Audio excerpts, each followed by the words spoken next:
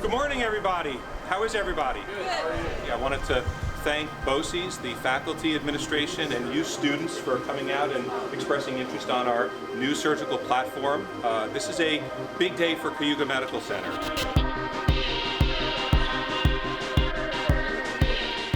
Well, Cayuga Medical Center is the sole community hospital for Tompkins County. Our mission is to provide high-quality, cost-conscious care for all the residents in that region and beyond. The Vinci Xi surgical platform is a tool that skilled surgeons like Dr. Ripich and Dr. Macenis use to treat selected patients in a less invasive and higher technology way. Okay. So the camera pedal with my left foot allows me to move away, move close, move left, or move right. The platform allows less morbidity for surgeries that are needed, less bleeding, lower length of stay, less pain medication requirement, and allows better visualization and in-the-moment decision-making to happen. Bring Tails right up next to the screen and we'll see Lincoln right in the middle of that line. We recognized it was being demanded by the community. Patients were looking for the robotic option when they needed a particular kind of surgery. In the same way, our medical staff was interested in this emerging technology, and so the time was right.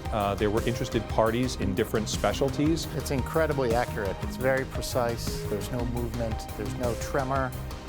It's very steady. The movements are greater than even the human hand. So all angles and the visualization is there.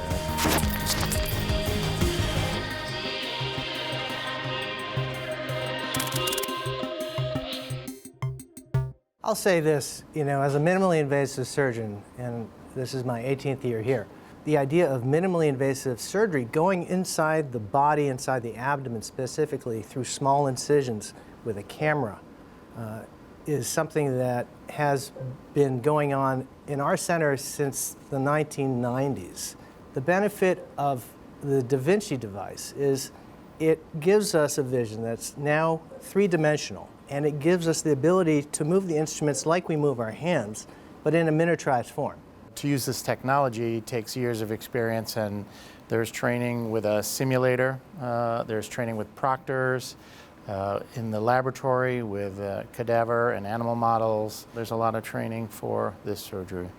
So really, it's just an extension of what we've been doing all along, but we see being applicable to lots of different operations.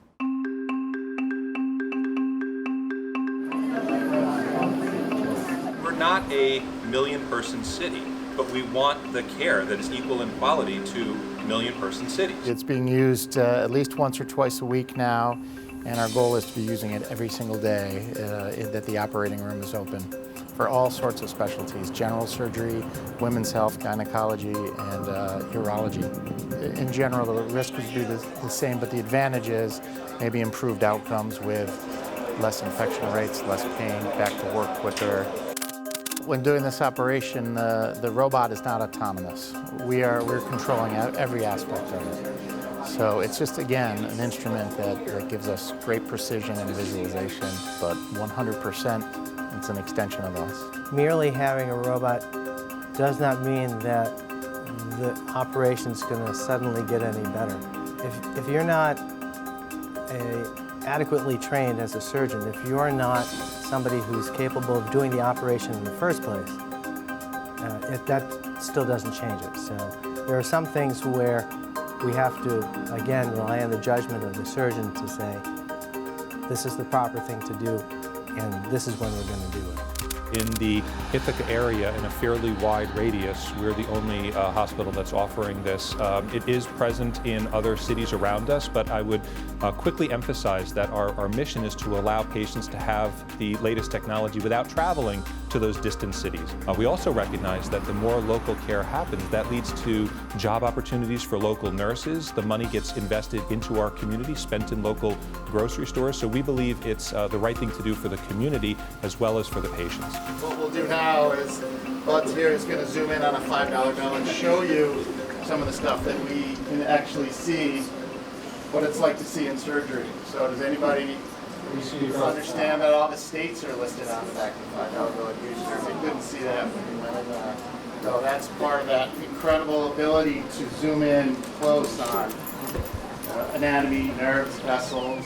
Well, earlier today, we presented to many dozens of BOCES and local area high school students, and the enthusiasm was infectious in the room.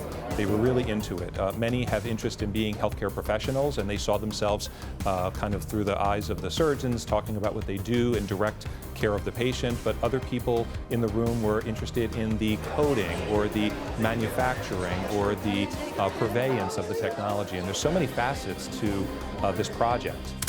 There was a lot of eyes open to careers in healthcare, and we tried to make that point, and I think it was well received. Just extrapolate from experience in the computer industry, where in the 70s mainframes took the size of rooms that we're sitting in, and now they're no more powerful than the phone we're holding in our pocket. I expect robotics is going to continue to advance and become more slick, and we'll be riding that along the way, always hoping to provide the best option for patients. We're doing our best to provide that to our community.